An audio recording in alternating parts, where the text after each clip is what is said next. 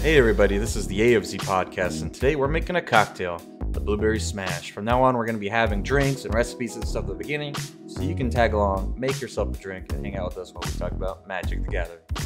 Here's a list of ingredients and things you'll need to make this drink. So here I'll show you step by step how to make this. You want to get yourself a ring of lemon, but I was preparing the end so I could squeeze it for some juice, but I messed up, made it a little too small. Not enough juice, so I hit it from the other side. No biggie. But you want to put the ring of lemon in the bottom because we're going to muddle that later. Oh, look at that. That's a juicer.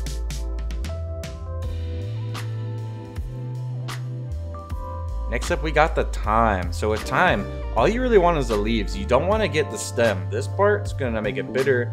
People don't drink stems. Don't do it. It's not a part of the drink. Other than that, how many of these leaves you put in is up to you. I put a decent bit in there because I like that ruby flavor.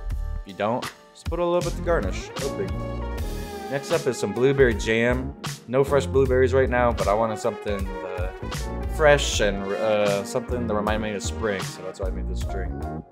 Get some gin of your choice. Gin kind of has a floral taste to it, so it kind of goes well with the thyme. And our next ingredient. Right now, I'm just trying to dissolve in the jam into the alcohol, make it easier, make it a smoother drink. Then I'm gonna muddle it all together. Muddling kind of extracts the oils, or so I'm told, so you're gonna be getting that nice lemon flavor. Make the thyme even more thymy. Just all around bring the cocktail together.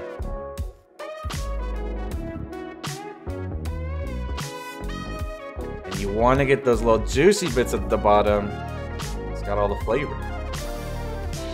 Now this part is very optional. You don't need to shake this drink.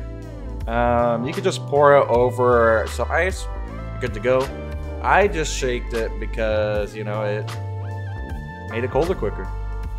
And I had a guest. He needed a drink.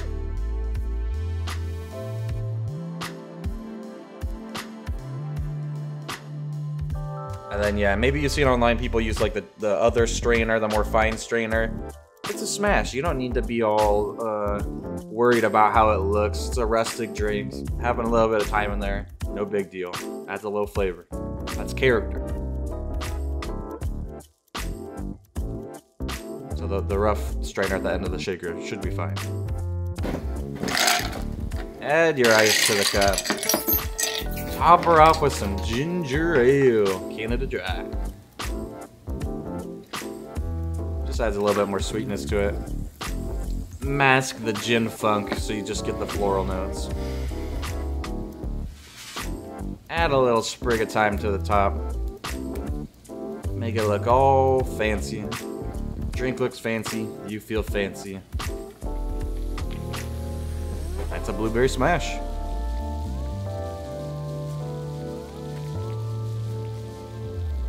You can strain that, right? Puts the oregano on top. What's going on, everybody? This is the AFZ podcast. We're kind of doing a new little style. Got some new things, trying to make it unique. I love learning things. I like sharing things. I like taking care of my friends. Today, we got our guest from last time, Casey. He's my roommate, one of my best friends. And we got ourselves a little treat today. Oh boy. What's this in here? Nice little cocktail.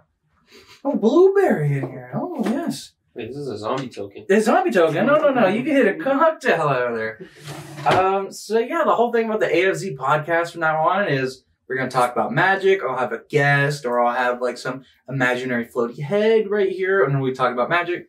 But you'll also get a little cocktail recipe, something to drink along while you're listening. So cheers to everybody out there, and let's talk about magic. Why is there oregano in this? It's time. It's time for you to get with the time. All right. So today we are talking about, you guessed it, Kamigawa Neon Dynasty. Coolest set ever. Got the red, blue lights. We're neoning it up. Casey, what are your first impressions? Set's been out, I don't know, 3 days now. Oh, Neon Dynasty It's a great set. I think the lore behind it, I think all the marketing material, I think the cards themselves, like the art, it's all awesome. Like, I don't know if you saw the animated trailer they had. It's so cool. We're jumping into the animated trailer right It's so the cool. bat. With the Emperor, all the characters. It's so cool. Animated trailer, beautiful animation. The song choice was poor, and it was kind of detached from the emotions that you're supposed to feel during it. To me, it was like, I think it was so cool. I just watched Tokyo Ghoul for the first time. Let's use the same guy and do it magic. Wasn't my cup of tea.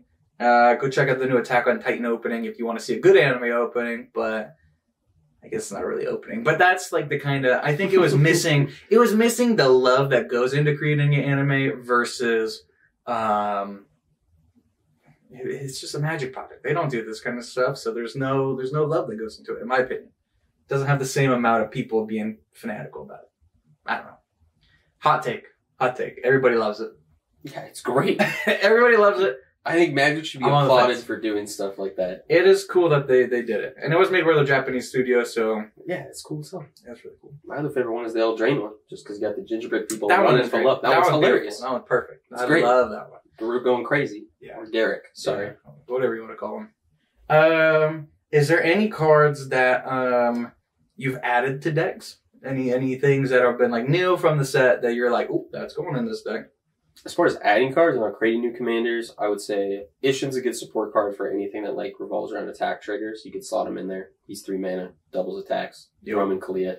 Put 2 things on the board at once. Bless him. Pretty good. Him turn 3, Kalia turn 4. It's over. And then I think you got, I think Farewell. I know it's a 6 mana removal, but I think that can slot in for like a steer command. 100%. Kind of replaces Merciless Eviction. Like it's that good for that 6 mana removal. I know that might be sometimes too late in a lot of fast-paced commander games. Most people go for like 4. But I think it just replaces a lot of the 6 mana wipes. Like, it's better than Austere, and I think it's better than Merciless. Because now you could just It's ridiculous because you can choose them all. I think it's good. I think if you're running Austere Merciless, you can just slot that there instead. And might not be the most competitive card out there, but if you're playing casually with your homies, like, and you're not playing CEDH, definitely if it's any deck that has white. Great. I think especially if you're running one of the other ones already in a more casual deck. Yep. I think it's an amazing card to slot in. And the artwork for the showcase version is hilarious. We have a visitor. This is our cat. She doesn't like being alone, so come here. If you go into a room without her, she follows you and yells at you. Yeah. Come here. Sit down with us. Here we go. There you go. Alrighty. What's next up to talk to? We got our little thing on the floor. Has there been any cards? Have you played any games with the new sets yet that you've experienced a card that you're like, wow, this thing is crazy good, that like has like impacted the whole kind of game at all? I don't know if like game impacting. I think the commanders are just, I think they have some strong legendary creatures. I think Ishin's really strong if he gets the right opening hand. I think the new ninja guy is insane. If you want to talk about impacting the game, it's like... Yeah, we'll get into the legendaries I guarantee he's going to be a popular commander. Yeah. But I don't know. I don't know if there's like a game-changing card, just good support. Yeah. Like Shrine's got huge support. Like now the Shrine deck's way faster. Yep. So I guess we kind of hinted at what our main topic of today is. We're going to be talking about the legendary creatures. We're going to be talking about our top cards that we think are like really cool in Kamigawa that are, there's cat hair everywhere, don't go in my cocktail. The cards that are just like, you got to get if it's a deck you want to play or if it's something you like doing. Kamigawa had some crazy cards that made things that you couldn't do before possible. I guess I'll start. My favorite card so far from the new set is the Reality Chip. I think it is an insanely powerful card. It's nuts. The ability to have, with blue, it's like Future Sight. Allows you to play things off the top of your deck. You don't have to show your opponents, which is very strong. But to me, it more feels like Bolus's Citadel, in a sense, that you get all these options that you didn't have before, and being able to space out the mana makes it so much more OP than Bolus Citadel. For example, the other day I was stuck on 3 mana, and I was able to, thanks to that Reality Chip, to kind of eke my way back into a game, was able to get lands off the top of my deck where I wouldn't normally be able to. And that's something you can't do with the Bolus of Citadel. Things like that, getting it down earlier, allows you to do so many more things that you probably couldn't have done otherwise without that card. And it's nuts. It's legendary creature. It's an artifact. It can equip. Something dies when it's equipped. It doesn't die itself. It's nuts. And I think it's almost an auto-include in any deck that has blue for me from now on. It's that good, in my opinion. What do you think about that, Casey? No, the chip's great. I mean, it's literally card advantage. It's great. Good. You just get to play stuff off the top of your deck, and you can keep doing it, which... That's why Bolus Citadel is a good card. Yep. It's card advantage. Yep, and if you're running a lot of cheap mana costed things, you can just go boop, boop, boop, boop, boop. Yep. You run infinite mana, you play your whole deck. There's like so many things you can do. Blue has so many tools too. There's cards that exile your lands in your deck. You just win that way with that kind of card. So there's tons of ways you can break it. But even just hanging out, having fun, it's just a great value engine. Just let's get this land off the top of my deck. Oh, there's a brainstorm, and you kind of keep on going into whatever you want to do. It's pretty rad. What's a card on your list, Casey? A card that wows you. Wows you. We'll play. Wows me? Yeah. More than this cocktail. Well, this cocktail's really good. Wow card? I don't know. I think for me, out of this set, the most wow card that I was excited for was the Shrine Commander. Like, literally, shrines. I've had a shrine deck for a while, and I was using Sisei as the commander. But now it literally has a commander that's a shrine that creates more shrines. Yep. And with the new set, like all the new, what are they? Goshintai? Goshintai? Yeah. Yep. That puts the shrine count up to what? 17 now, if you include Sanctum of All in the commander. So it's like your opening hand, odds are you're probably going to have one shrine. Yep. The commanders in the command zone. So you have 4 shrines basically right there due to his effect. And a lot of them, like once you have 4, you just start, it just allows the deck to be so much faster, and you just start cranking out value. And then it also gives you access to, he just lets you put in any enchantment from your graveyard into play. Yeah. Yeah, so like usually you'll have like all the kind of pillow fort stuff, or you have your protections, so your shrines have shroud and whatnot. And that's what people will destroy so they can get to your big enchantments. This guy can just keep on bringing back the protection. You're not worried about... Yeah, that's the thing. You still run the protection, but if it dies, like you just... Yeah. You just set it back in turn. Yeah. Bring it back. It's crazy. Yeah, no, he's good. The other shrine effects, some of them aren't the best, but they're still just added value. Like, 100%. The spirit one is pretty good. Like creating spirits, like 4/1/1 spirits is not a joke. The new creature one that makes spirits is nuts too. Yeah, it's good. Are those ones flying? You know, I think they're just kept they just kept it. Yeah, OG. Yeah, I mean, either way, having all those bodies, it gives you a win con like that. What that can do it. The new red one is really good at keeping your stuff safe, board control, killing planeswalkers, which is hard to do sometimes. Yeah. Like, if you're going against Super Friend deck, it could be hard to be able to put the pressure on all of them. And yeah, trying to kill Teferi Master at times. God. He just phases out and just keeps plussing. God, I hate that card. But that's not what we're talking about. Good. But no, I think I was most excited for the Shrine support because I've loved that deck for a long time. And they give a lot of it. It wasn't just like one card. It was like 6 cards. And there's a tutor now for Shrines too. Yeah. And I mean, they just gave a lot of enchantment support in Kamigawa. Yeah, Shrines, I think it went from like a slow burn to now the burn can happen like if they get the right hand. I was going to say it was kind of like a fringe tribal beforehand, and then they made it into like a full tribe, I feel like, this set. And they made them creatures, which is even more helpful because now you actually got blockers if you don't have like the propaganda and pillow 40 stuff. Yep. So you're not just taking damage every turn. Yep. And the little token guys are super cool. Yeah, those tokens are hell of expensive. Yeah. We're not going to get into that, how stupid things are labeled online, and if you can't, like, they don't tell you what things are exclusive. There's certain products, they try to, but they don't do a full job of it. Imagine if you went to the store and you're not like a Magic nerd like us, and you're like, I want to buy Kamigawa, and there's like, you got three different options. 3 different options, plus like the packs, the jumbo pack, and then what comes in what specifically, and all the promos and stuff. Like it's kind of weird that the collector thing that you would want to collect all the things don't have all the collectibles in it. It's a pretty weird thing that you would do a collector's pack and you can't even collect it all. But anyways, we're here to talk about the cards we like. My next one, Umezawa, Satoru Umezawa, the new ninja commander.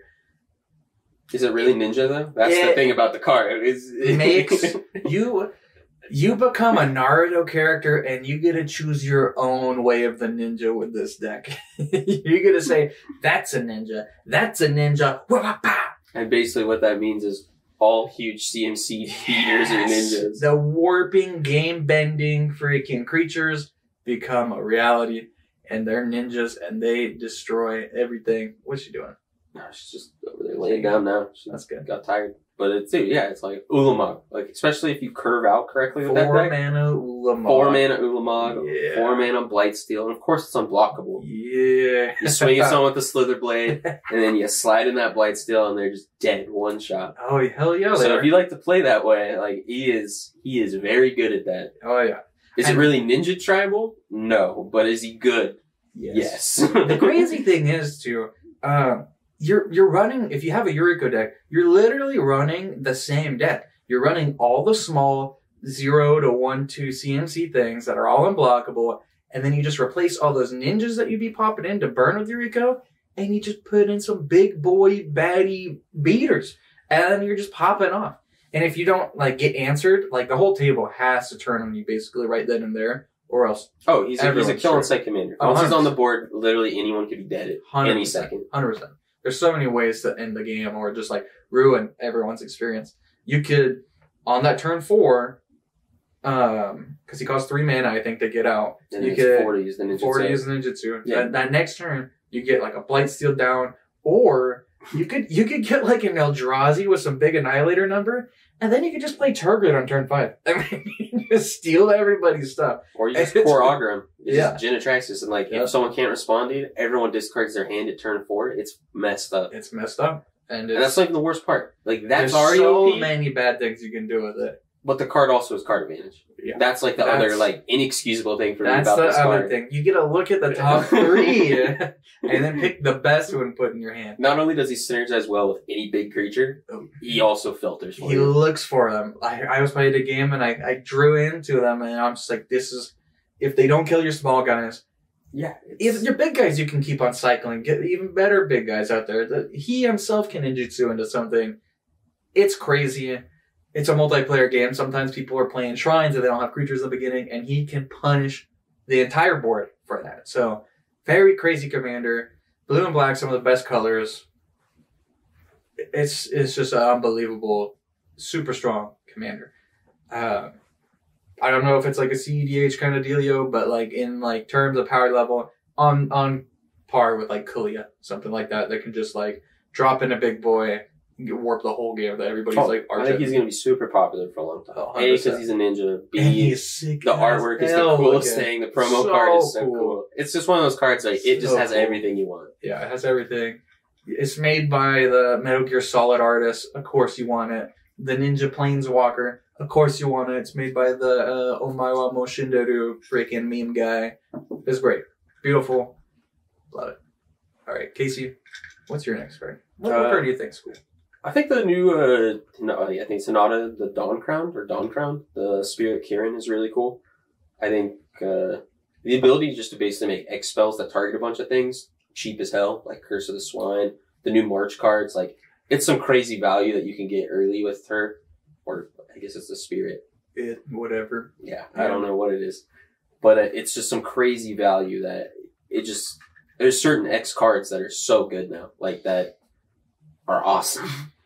I don't think it's amazing, but it's just cool what you can do with it now. I think it's amazing. I think there's so many broken things that you can do with that commander. X spells are made to be X spells because they're insane. They're radical. They change. Like, you have to have big mana to go into them. And this reducing that by how many things you target is I just think this bonkers. With all the stuff from Strixhaven, like the X stuff, Crackle with Power, yep, all that stuff, plus with all the Magecraft triggers that you're going to be running, like those creatures, you can do some nutso stuff. Oh yeah. And it just offers like a really cool, for you it's a really cool playing experience because you get to do all this busted thing. It does tax your opponents, which I can see people being tilted from. I personally don't care when people are tilted by stuff like that, unless they are really against playing against it. But I think like one mana isn't the worst, and a lot of things you're doing isn't targeting things. It's also not like a stacks deck. Like, if you're running that deck, you're probably not running other stacks pieces You other could. than that. You probably could, but And it would be really strong. I'm assuming you're not. Because, I mean, I feel like you can, but I don't think know if that, it I feel like synergizes the super well. stronger you want the deck to be, the more stacks pieces would go in, and the more like infinite kind of wins you would be going for. But on the more casual sense, I think you're just going big X spells. yeah, you're going big X spells, you're having fun. You can Yeah, run that you're not. Thunder Commander guy, or Thunder Conductor dude Yeah. from Strixhaven, which would be cool. Yeah, get some big CMC things or whatever. I just think it's a cool commander, cool idea. I think you'd be cool even without the stacks part, but Oh yeah, if it, I think people would love the card all around if they didn't tax your opponents. I think everyone would be like, this card's so sick. But the fact that it has that 1 mana tax, everyone's just like, please don't let me see it. throw a Thali in there. And just, It's start. over. Your opponents ain't casting anything. Yep. And it kind of gets around all the taxes it would do on you. Yeah, there's so many X spells that are all, it's like, oh wait, this is just 1 mana or 2 mana. This Yep. is great. And I clear the whole board. Clear the whole board.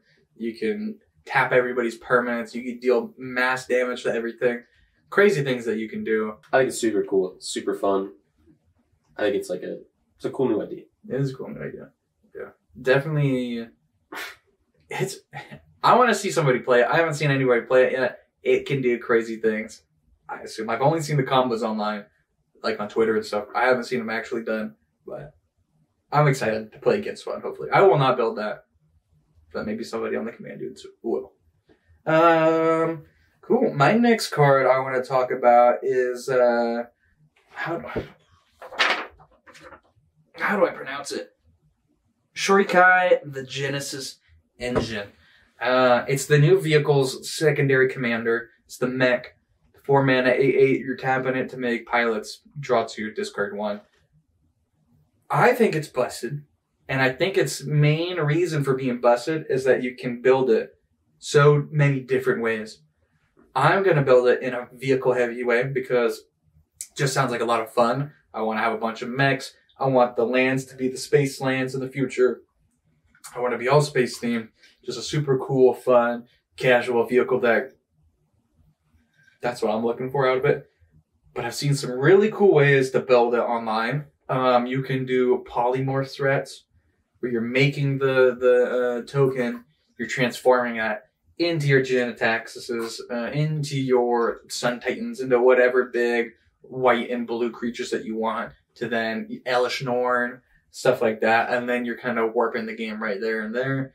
Whole Breacher Horror, whatever it's called. You get that out on turn, 5, depending on how fast you ramp out the guy, make a pilot. Crazy things you can do. You can do like a blue, white reanimator strategy.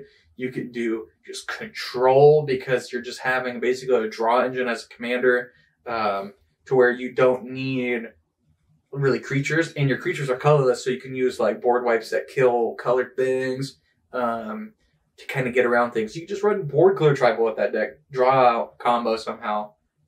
The potential is limitless with it. I think the commander is insane, and I think that there'll be tons of very unique decks surrounding it that will all be equally annoying, I think.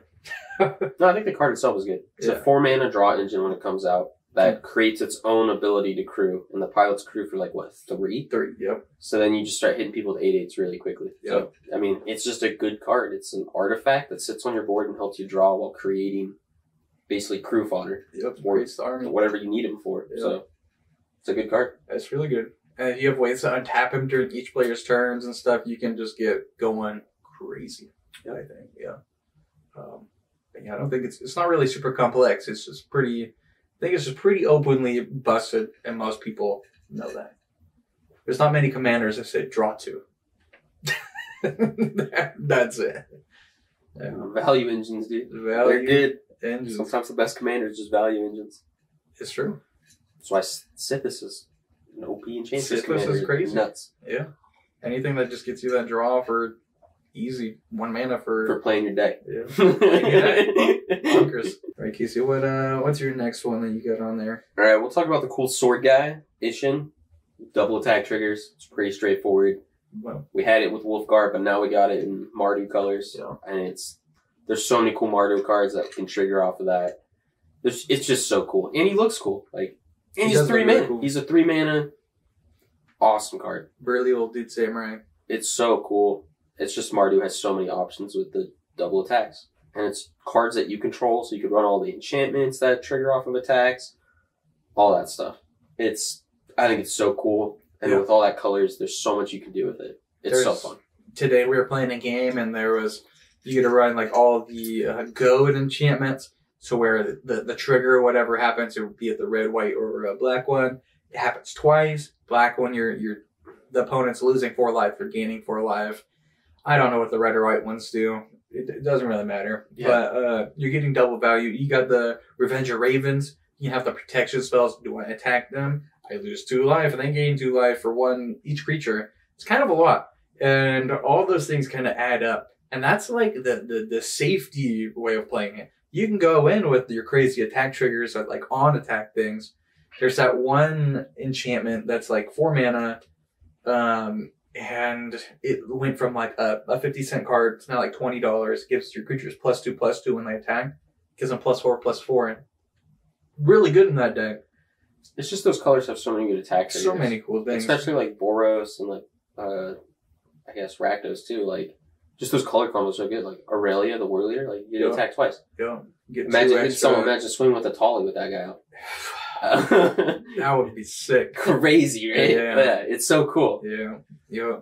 And he also goes in, like you were saying, Kalia, get double Kalia triggers, game's over. Yeah, and he's a good support card in other decks because he's literally 3 mana. He's pretty cheap to get out there. Like, literally, Sword of the Animist, you're getting 2 lands. Yeah. Ramp and Mardu's always nice. Always what they want. Double Sun Titan triggers, always OP. Double any of those Titans in those colors are great. Very good. It's very good. Yeah. And it's 3 mana. That's the part that's OP. He's just one dip of everything. He's 3 mana. It's really good. Yeah, he's super strong. And I think he's super popular. Anything that has do X things double times, gonna be popular. Gonna be OP. He's a sick-ass samurai. He's a sick. And he has some cool artwork. Both of the arts, I think. It's up in the air which one's awesome. better. I'm team all art. I'm team original. And there you go. It's a division. The Magic's biggest division. Right there. Right there, that's it. We've cracked it. What's my... I got 2 more to talk about. 2 things that I like.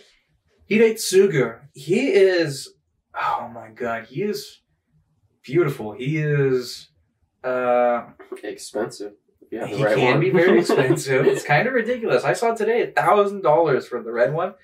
Crazy. I think it was more than 1,000. It might have been 10,000. I don't know what I saw online, but no way. It's 10. I don't know. I was seeing zeros and I was like, what? Once it's over 3 digits, I start to not exactly anymore. It's like, hey, we're never gonna have that card. Yeah, exactly. That card is so freaking cool. I built a deck around it. It'll be highlighted on the channel sometime soon, hopefully. I don't know when the video's gonna go up. Isn't that game like 4 hours long? It's very, very long game. But I think it's such a fun commander. It's so cool. My favorite commander is Jared Golgari Lichlord. You're chucking things at your opponents. It's great. This guy exiles the top card of your deck and then chucks it at your opponents, basically. So, to me, when I saw this guy, I built it in a, I don't know, very Zach way, you could say. A very AFZ kind of way. I got the AFZ thing right here for the AFZ podcast. I built it where you want to give him infect and throw big 10 mana spells at people and just one-shot him. It leads to you getting focused down because people don't want to deal with those shenanigans, but it does it really well. Why is one-shotting like your favorite thing to do to people? Whether it be infect or like... Just because I love... Or like removing someone for the game so you have to sit there for the rest of the 3 hours just crying. Specifically with that deck, it's such a jank idea. I feel like the cards you're running are so suboptimal and it strikes people with fear that it's just a great feeling. I love being the arch enemy. And when people realize your plan, they're like, oh, we need to kill him quick.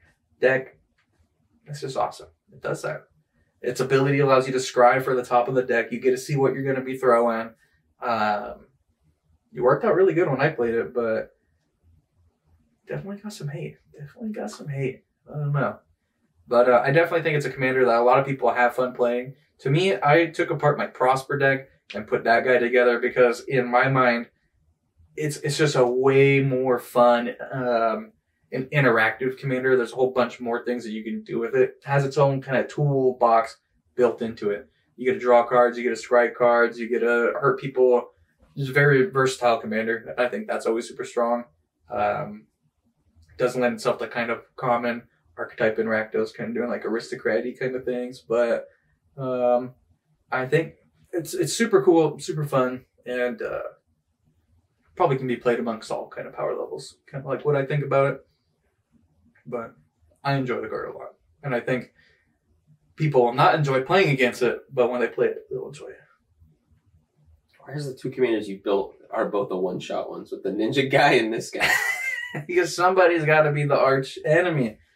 The villain. I was completed in the skit. Didn't you see it? I had to do it. You're like Sasuke and Naruto. I'm You're like, Sasuke. someone has to be I'm the the world's evil villain. to make I have the to rest do of it. the command dudes get stronger.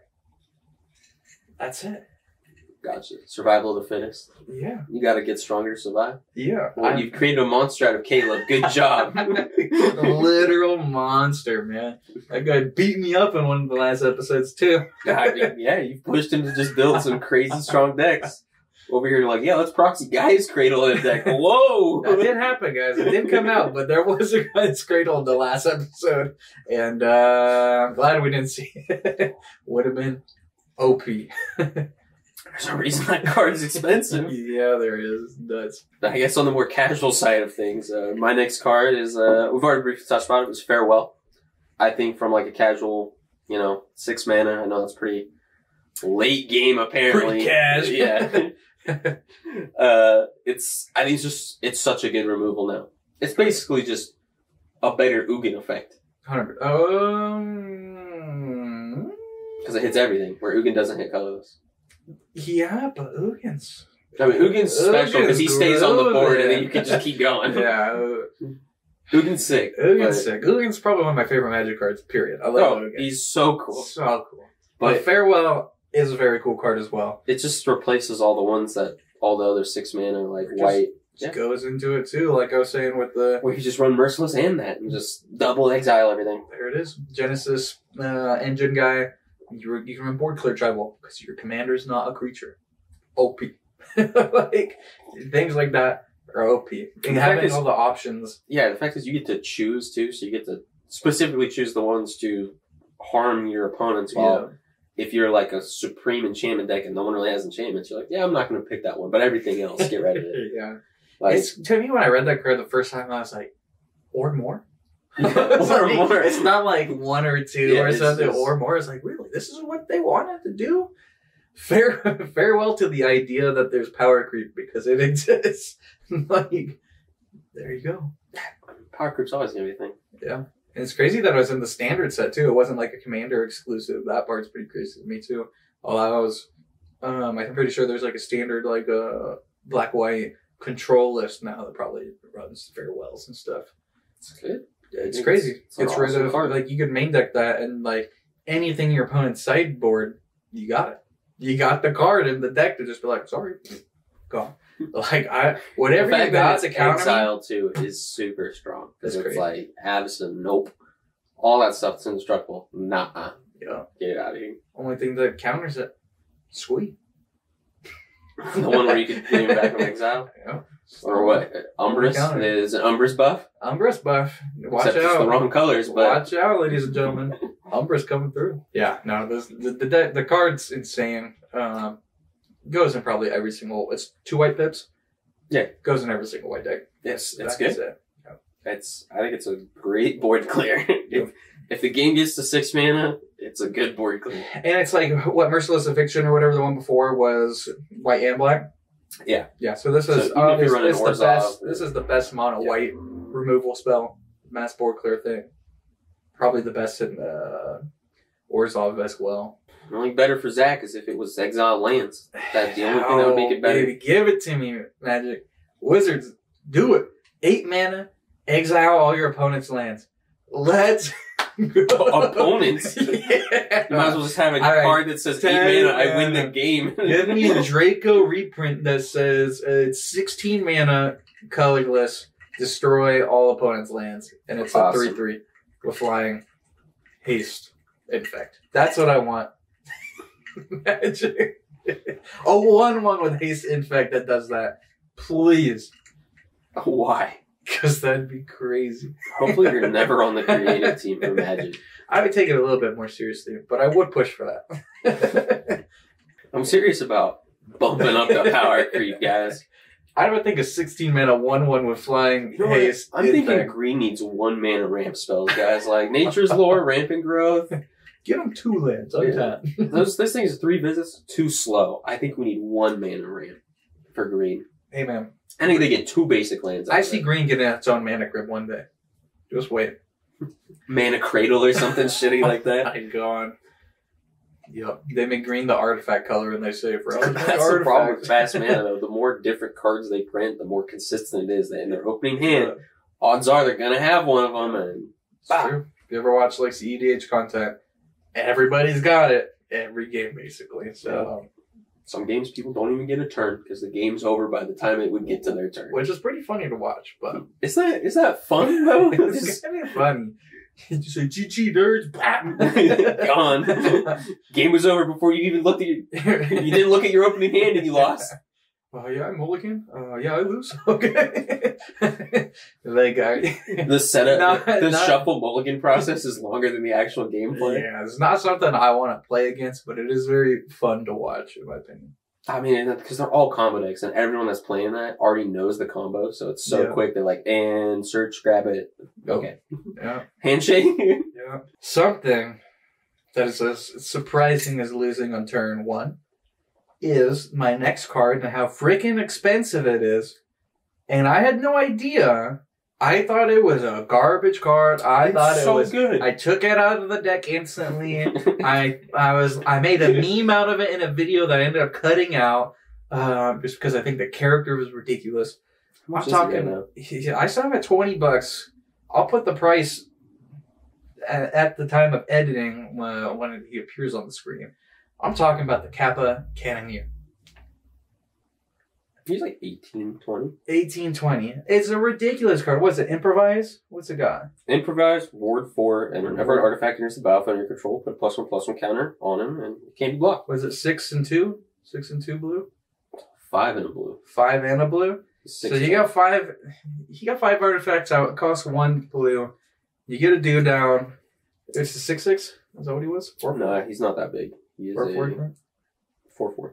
4/4. Every time you play an artifact, he gets 1 bigger and it's unblockable.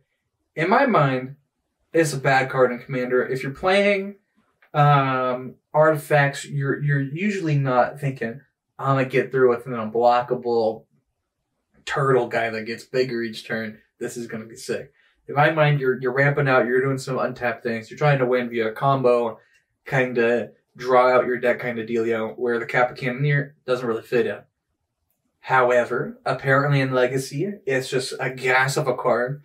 It drops down super early, and it's an unblockable, unremovable threat that just kills people. Yeah. To me, I saw this go out of the deck instantly. Other Magic the Gathering players were like, this is going in. So, if you are watching this and you're playing, you're not planning to use it and you buy the pre-con, sell the dude. Go buy yourself some cool cards from your local game store or wherever you can do that. Is my suggestion, because I think it is still a bad card in Commander. And Casey, I think the next cards we're going to talk about are the most OP cards from the set, in my opinion. The Sagas? No. Not the Sagas. What? They're all juiced. I don't remember what half of them do. I think I've only read what one of them does, actually. I think I've read... There's actually in Standard, there's one that's really good. That I'm aware of. It's a white one that, like, gives creatures +1/+1 for each enchantment artifact you have on the battlefield. That one, there's a deck in Standard that's pretty good. From what I've seen. But in Commander... Okay, we're going to talk about the Sagas, and then we'll talk about the most OP cards in the format, or in the set. The Sagas, the ones that I like, there's a blue one. I can't tell you the name. I'll put it on the screen. There's a blue one. That's how much we like the sagas. We don't even know their names. I think it's 2 mana. You loot twice. You draw 1, discard 1, draw 1, discard 1. It's 1 blue. And then it flips over onto a 2/3 flyer. And I think that card is pretty good in the ninja deck. It gives you card advantage and then a selection, basically. And then you get a flying blocker. Or not blocker, attacker that can probably get in on somebody, so you can ninjutsu in something. You'd be on like your turn 5 or something when it transforms. Don't think it would have haste. Probably connect in turn 6. Probably not the best card in the world, but at least there it has like some value. I mean, and we have like the Saga Commanders and stuff, and like, or the Saga Commander doesn't have blue. Doesn't have blue, yeah. That's the other part. Is like, they should have made the Saga Commander 5 colors. Yes. It would have been way cooler. Yeah, people would have been hyped for it. Or give a partner or something. Yeah, I really don't even know what a lot of them do. I only know like what the Kami War does because it's got Okagachi technically kind of on the back, which is his ghost. I don't know what he is. I guess we gotta look at the lore. Caleb, what's the lore? Caleb's the lore guy in the Commander dudes. He knows it all. When he's bored at work, I guess he just looks at Magic lore. So there you go. Caleb, you got some homework. I mean, if it's a dragon, you'll know exactly what it's from. Yeah, there's a lot of cool ones in green that I remember reading, but there's like nothing that I would ever run. There's another blue one that I really like just because it's a shout out to old Kamigawa. It's just like the Commander, like a lot of those sagas just don't. There's just better cards. Yeah, and it's kind of hard to get the value saga of each Commander is a land called Urza's Legacy. That's the best saga in Commander. Oh, it's pretty nuts. That one, the 2 Elspeth ones are good, and then I don't know. Yeah. None of them were good. Was it Urza's Saga? Is it Urza's Legacy or Urza's Saga? Urza's Saga. It's Urza's Saga. I think the Legacy is a set. Yeah, the sagas. We're making fun of them right now. They're not good, and they're I think the weakest part of this. Is my only disappointment with the whole set. There's no point for sagas. I thought it was the anime music. That's not the set. That's promotions for the set. Oh, okay. That's just Magic's biggest failure. Is that one commercial? That's their biggest failure? I think. No, their biggest failure is putting those fucking how to play cards and how to get arena cards in your packs. That's the worst thing that ever happened. I wonder, like, that's the other thing. I wonder what the algorithm in this set was for tokens, because I feel like I got a lot less tokens than I normally do open boxes. Like, I opened 5 boxes and I have, like, barely any tokens. And I'm like... I opened 1 box and I got, like, 6 tokens. Total. Yeah. I got ads to play arena. I don't want to play arena anymore. I played a shit ton of arena. Give me tokens. We opened 6 boxes between us two. Caleb got like 3 or 4 boxes. I think Matt got 1. We still never got the frog guy for the No one got the frog. No one has got Kami the frog. He doesn't exist. He's not a real Magic card. It's the most mythic of the set. They only gave it to the Command Zone for game nights. That's the only printing of it I've ever seen. It doesn't exist. And Magic did us square. That's all I'm saying. That's the only card. They were open boxes. Like, give me a Kami, give me a Kami. Doesn't exist. It's not real. Shit, at this point, might as well proxy the shrine tokens. They're like $10, dude. They're so rare. Sell those, buy some Kamis. Stock up on your Kamis. Because based on rarity alone, they gotta be as rare as the Hiretsugu, freaking red foil. Hey, I like set boosters, and I'm fine with like that weird like extra list stuff where you get like cards from either older sets or reprints cards and stuff like that. Yeah. But what I hate is there's new cards for the new set now that they're locking in the set boosters, like the Shrine guy. Yeah. That I'm like, why? Yeah. Like, it's for the new set. And why doesn't it have like a foil printing? Why is that like, oh, we're just not going to make it foil? Does it not have a foil? I thought it didn't have a foil. I thought you looked like you were looking for one. But I want one because, you know, I have all the other shrines in foil. I'm going to be upset if it doesn't. For sure, though. Yeah, there's no foil printing. No foil printing. Why? You're Magic. You want people to buy your shit. You want people to get those juicy cards. Where's the juice? Am I right? Am I right? I mean, I don't know. Might be the cocktail speaking, but we want some juice, Magic. We want our Kamis. We want our fucking shrine tokens. We want foil shrines. Tokens are cool. Tokens are cool. You know where you can get some cool tokens? The Command Dude's Patreon. I make my own tokens for creatures. You get them when you sign up. So There's my Kami token. check it out. Kamian, that's a good one. I'll make a frog. It's a rare one. I just either send it to you or I don't. You don't get to know. I'll do it Wizards of the Coast style. Sagas are the worst things in the set, I think. Outside of that, it is the channel lands. The actual channel lands. I guess we can go into. I was gonna say that the next worst thing was Magic not being very clear about what's going into your packs.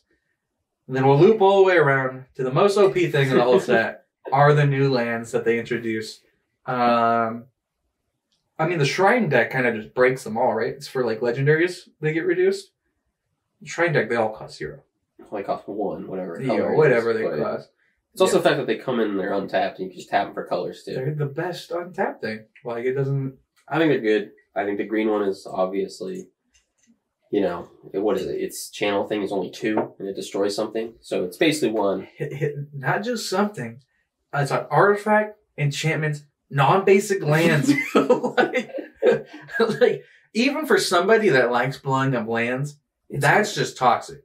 Like, I feel like paying 1 green from my hand to just blow up your land is kind of messed up. Especially non-basic, because everyone in Commanders probably runs non-basics. Probably running non-basics. You got triumphs to set up your whole deck. You got whatever. You got your shocks and stuff. Command Tower. Command Tower, Exotic Orchards. Ursa Saga. Ursa Saga. They're all going to get blown up by this stupid land. Imagine it in a standard set. Imagine it in like modern or something. It's even more toxic. It's blowing up stuff. Very strong. Making tokens can be really strong. The red one's great in like a Perforos deck. Yep. Well, let's just turn this land into 2 tokens. That's like the full arts of those cards are really cool looking. Really cool. I think the blue and bouncing something, that could be really strong too. In like a control deck, you're just like, and out of here. Like, yeah, bouncing things is good. Bad things are good. I've won so many Koma games just off Whelming Wave alone. Yep. Shit's bullshit. But Sea Serpent. I don't need to get into Sea Serpent Tribal's bullshit. I don't need to think about it. It's because it's Simic. Yeah. I have no idea what the white one exiles tagging creatures, right? I have no idea what the white I think it exiles tagging creatures. Pretty good. Probably one of the weaker ones. Black one is probably the weakest one. I think you mill and add a creature back to your hand or something. It'll be up here. You guys can read it. A lot of the time, you're just doing that with enough of your other cards that you don't really need to waste your land to do it. And if you're really looking for something that bad using your land, you probably just need to revise your deck a little bit. But it can give you the extra reach sometimes. It's just still like, it's a versatile land. Versatile. It's a land that like, yeah, anything that gives if you don't need its ability, you just play it as a land. You can tap it instantly. Like, that's why it's like better than the double-sided cards, because it's like the double ones all those say enters tapped or like the castles, you need another land to activate it to come in untap kind of thing. Or the dens, they need like few lands to be in. It has no restrictions. Castles are still pretty good though. Castles are really good. Garenbrig's awesome. Locked Lane, my favorite. Yeah, Locked Lane's good. Those are still really good lands though. They're really good. But the channel lands, they're just in their own kind of league. I think they're good. I think they took channel, which was, in my opinion, the older cards, they weren't that good. There's a lot of really weird ones. And they made it really good. No, I think they chose the best way to implement it. I think they made it strong. Yeah. I think they were very good at what they do. The green one particularly. Yeah, green one. Why's it gotta do it all? Because it's green. Green always. Why is it gotta do it all? Just don't even write non-basic. Just write any land. Doesn't matter. You just shoot it down. Then I'd like it. What do you mean? You're gonna hit a non-basic. You're gonna hit their double color, if anything. Yeah. It's either they got like one of the OP ones, like they have an Urza's, or they got, World Tree or something like that, Cabal Coffers. Yeah. You're always going to be hitting those over a basic. Yeah, but I like the ability to strike fear into an opponent. It's gone. I can take even the most basic resource from you. The ability to play the game, which is mana. Yeah. That card's nuts. Alright. We talked about the ups and downs of the set. Is there any commanders that you plan on building out of the set? I think I want to build the Spirit Kieran, the one of the Expels. I think that'll be fun to build because I haven't done an Expel Dex before, so I think it'd be just a fun this guy I've never played with any of those cards, so it'd be pretty fun to play with. Just something new. Yeah. I've built a couple decks from the set. The one I'm most excited to build is I'm going to rebuild one of my first decks I ever built, Okagachi. We're bringing the boy back, and we're going to put in all the new Spirit Dragons, have it just be like a Spirit Dragon deck. Super cool. There's a couple of the sagas that I like because they reference old Kamigawa cards that'll be kind of in there. It's just going to be a nerdy Dragon Japan kind of deck. It's also the full arts and the ultimate arts of the dragons are so cool. Why do I want a little noodle dragon in the sky? We're going to have some burly mech dragon. They're really cool. They're really cool. The white one in particular and the blue one, really freaking cool. Yeah, I love those cards. They're dope. I think that's all we got to talk about. There's one more thing we can talk about. Have you seen the new Secret Lairs? The Kamigawa ones and the Street Fighter ones? The Street Fighter ones. Yeah, let's talk about the real juice. The real one, Street Fighter. Chun-Li is so cool. 1 out of 10. How cool is the Street Fighter one? I mean, I think it's a 10, but I also like most of the Secret Lair crossovers. I know some people hate them. Yeah. I like them all. I even like the Walking Dead one. Yeah. I've loved them all. I think they're cool as hell. They're super cool. I think the ability to do that cool crossover weird stuff and magic is super sick. I see. My thing is, people are like, you're putting all these exclusive cards behind paywalls. I'm just like, you buy a precon that has all the things in it. They're only for the precon. It's also a $40 paywall. It's more expensive for that than most Secret Lairs. So Secret Lairs most if you're just buying one Secret Lair, it's probably $40. Yeah. And one of those cards is going to be so juiced usually that it pays for the whole thing. It's like Rick from Walking Dead. In any human deck, he's gas. Beautiful. I had a human deck. I can't get Rick. He's too expensive now. I'm like, fuck, why didn't I just get the Secret Lair? Yeah, no, the Secret Lair. I think all the crossovers are cool. I like Secret Lair, to be honest. I know everyone's like, it's expensive, it's premium. I'm like, but it's juice. It's cool. It's the juice. It's sick. I love the Street Fighter one's awesome. The Kamigawa ones, they have good value. The Kaito one, I like just the artwork on it's really cool. The manga one, it's iffy. I don't know. To me, it doesn't really say manga. It just says black and white with a little bit colored comics. Doesn't strike me as very manga-y, but I only read older manga, so maybe there's some new ones that are more like that. I don't know. I just think Secret Lairs are a premium product. It's a premium price, but the thing is, if it's juice as hell, I don't mind paying it. Yeah, it's true. That's the core concept. Is I think they've delivered a lot of juice in Secret Lairs that is really cool, and it was worth it. Yep. For me, I don't always buy really expensive cards because it's maybe it's not. I just don't have a lot of money that I want to put into buying really expensive cards, but I've been able to get cards that were really expensive via Secret Lairs and really cool artworks that are about the same price as I would buy one of those singles. Like the Damnation one, that whole thing was as expensive as a Damnation at the time. Yeah, so in my mind, I got a whole bunch of extra cards. Very cool. It's so cool. I think Secret Lair is cool. Rise of the Dark Realms one that just came out with the Gravecrawler. That one, Gravecrawler alone was almost as expensive as the whole thing. Got some juice in that one. It was awesome. So I think I like Secret Lairs, and that's a good way, I think, of getting expensive cards for good value. Yeah, I just think they're just cool. I think a lot of the artworks are cool. I think doing that different style for those that like it is cool. You don't have to. That's the thing about Magic is most of the cards that come in Secret Lairs are reprints. You don't have to do it if you don't want to. Yeah.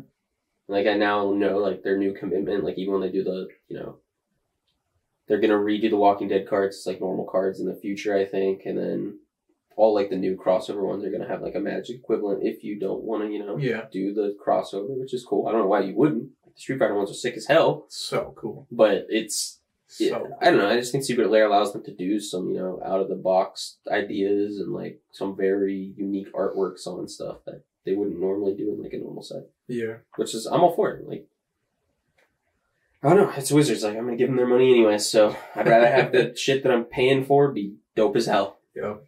Let's do it. I was disappointed in the last Secret Lair that I ordered. I got all non-foil because I didn't want to have Pringles getting delivered to my house. The non-foil ones were bent too, and I was like, how the fuck does this happen? What are they doing over there? I mean, I think that's the biggest complaint you can have with Wizards product is like, it either comes pre-foiled or as soon as you open it out of the pack, it starts curling like immediately. Yeah. I know people have come up with all these weird ways of, you know, how to like stop it or how to unfoil it or Pringle it, and I'm like, if we have to like break this down to some science fair like experiment, we probably have a problem already on our hands. You gotta get a wine cellar Kool-Aid. Yeah, that's what I mean. Like, we have a cryogenic chamber to perfectly keep a humidity and temperature. I'm like, there's probably a bigger issue here. Not a bad idea. To get into Magic, what's the price point? Well, it's probably like $40 for a starter deck, but then you got to buy this cryo chamber so your decks don't. It's like a good $1 million that you got to put into it, and you probably don't have that, so you have to sign over your soul to Magic, and they just give you one for free. You just got to buy all the rest of their cards. That's it. I'm at this point, like, because like double-sided foils don't like Pringle. Yeah. Because they have the buff on. You want the back foil? Dude, just give that Magic fucking symbol a foil. I'm in. That's a good. It's going to be covered by your sleeve anyways. I don't care. Yeah. How much does that foiling cost? What's the price, Wizards? I don't know. Give us what we want, Wizards. Foiled backs. Our last thing we're going to talk about is an argument that Casey saw online, and he's been talking about it a lot around the house. Casey, what have you seen? I mean, it was just a poll about, do you think you should tell people at the start of a Commander game as part of Rule 0 if you have proxies in your deck or not? We want you to comment down below what you think about this before we talk about it. Give you some time. Cheers. Thanks for being here, Casey. You live here, so, yeah. Thanks for being here, Mo. You live here, too. Cat's over there in the corner. She's asleep. Alrighty, everybody. That's enough time for you guys to write something. What was it? Was that quick of a turnaround? Should you tell people if you're running proxies? I mean, I think you shouldn't run proxies if you're at an official tournament. Agreed. Because it's, I don't know, it seems like, you know, it's technically a non... Unless you have it, like, in your binder. I just don't, like, if it's in a deck at a tournament, it's technically a non-legal card, but even then, like, if someone in a tournament was like, hey, I got a proxy of this card, I probably would be like, I don't care, because as long as the card is, like, you know, obviously not marked or, you know, made to be thicker so you could, like, cheat. But, like, if it's just the same gameplay-wise, I don't care. It doesn't matter. Yeah, for me, if it was a tournament and, like, somebody had a proxy, even if it was marked, I wouldn't even fucking really care. I don't really care about that. I just assume everybody has some human decency and they're not trying to cheat. And if they showed it in, like, their binder or something, I wouldn't care. Like, you got the card, cool. You don't want to put it in your deck. You got a whole bunch of decks, cool. If it's just playing with your friends, I could care less. If it's casually, you just meet people to play, I could care less. I don't care. All I care about is the power level being similar. Having a good game. Good game doesn't like revolve around proxies. It revolves about maybe what you're proxying, the strategy that you may be proxying. Yeah, if everybody's playing like $20 increased precons and you're rocking the guy's cradle proxy and like all this other crazy stuff, yeah, maybe you don't play that deck with everybody else. Play a different deck that's kind of more suited to the situation. Other than that, though, I think it's totally fine. If everybody's rocking the proxies, who cares? It doesn't matter in your conversation. It shouldn't matter in your conversation.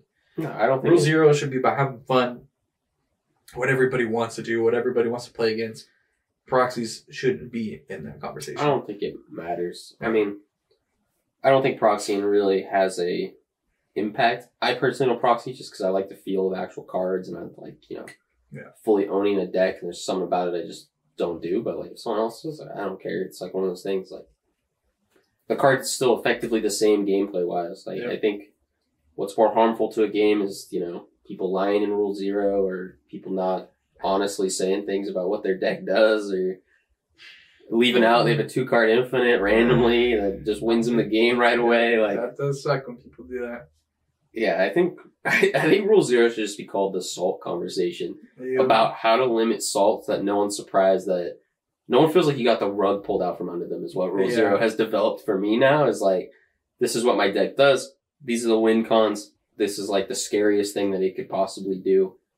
That's it. So like if you see these things, you know that I'm close to like nuking. Yeah, then you can all play around it kind of deal. Because the saltiest times when someone doesn't explain that and then just low key 2-card infinites you like turn 5 and you're like, yeah, you didn't mention anything about that and like the rest of the table was not like aware. Yeah. And it's very different because like which I get, people play to win in certain groups and you don't want to, reveal your strategy to win. But the problem in Commander is like I think that's hogwash because if you're playing like any other popular format, you're playing Modern, you're playing Standard, and you're really into that format, you're gonna know the archetype decks. You're gonna know what they're doing because you just play against it so much. You're gonna know how to play against it. But when you're playing against everybody making their own kind of unique build of whatever Commander thing it is, it's nice to give people that information so that you can have an actually competitive game rather than a guessing game. You know? Like, maybe they do got some crazy stuff. Maybe they don't. Do I play around it? Do I not play around it? That's not very fun. Whereas if you know you have to play around stuff, that is the more how you calculate things. In my mind, it's a more competitive game kind of deal. But that's a whole conversation for another time. Today's about Kamigawa. And I think overall, I say the set has been the most fun I've had with the set since... I'd probably say since... I really like Kaldheim. Kaldheim had a lot of cool commander stuff. A lot of cool support stuff. Hey, we're just talking standard sets. I think it's Kaldheim. Yeah. I wasn't too impressed with the Innistrad sets, to be perfectly They have honest. some sleeper cards. What I'll talk about another time, but yeah, they're pretty boring.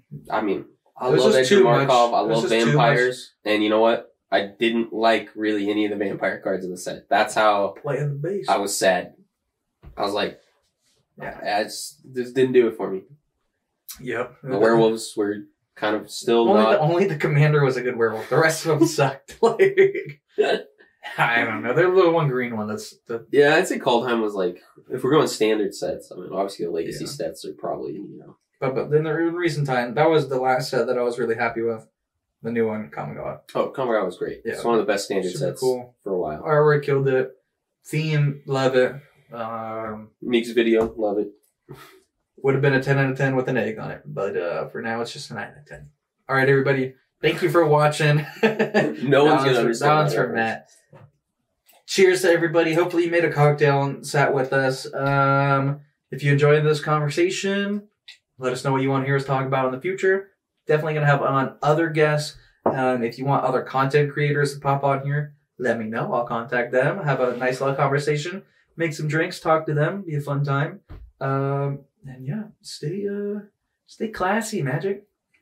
Stay casual, Magic. Oh, casual gamers over here. Casual gamers. Command dudes. Out.